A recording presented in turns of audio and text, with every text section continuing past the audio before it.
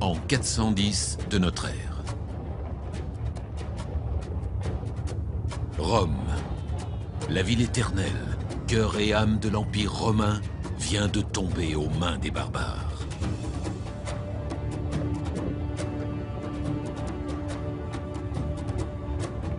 L'impossible vient d'arriver. Inexorablement, les autres provinces d'Occident cèdent à leur tour. Pourtant, l'Empire romain n'est pas mort, loin de là.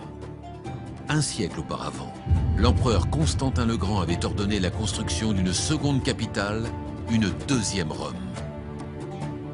Bâtie à la frontière entre l'Asie et l'Europe, sur le site de l'antique Byzance, la ville nouvelle a été baptisée Constantinople, la ville de Constantin.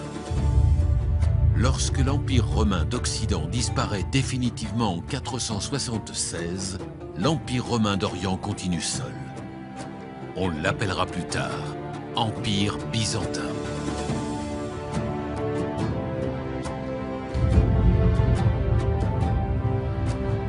L'Empire byzantin est l'Empire romain. Constantinople n'est pas Rome. Implantée sur un territoire grec et non latin, Constantinople est à la croisée des influences occidentales et orientales. Les citoyens de l'Empire parlent grec et non latin.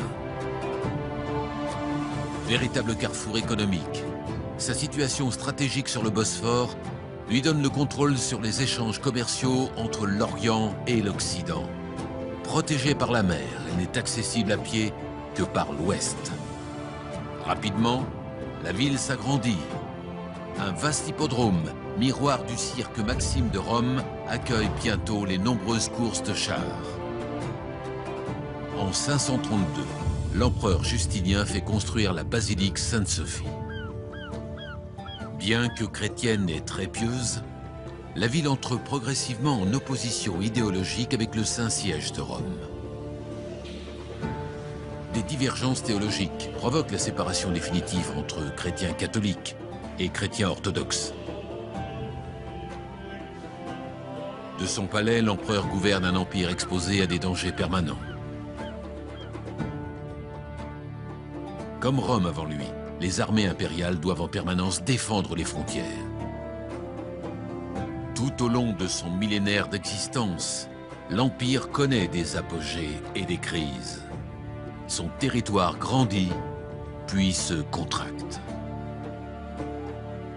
Au XIIe siècle, l'Empire est encore influent. Mais il doit partager le contrôle de la Méditerranée avec les cités italiennes de Venise et Gênes. À la tête de véritables empires maritimes, ces cités-États grignotent la puissance byzantine en échange de leur aide militaire et financière. Pour l'Empire, c'est une politique gagnante à court terme, mais dangereuse à long terme.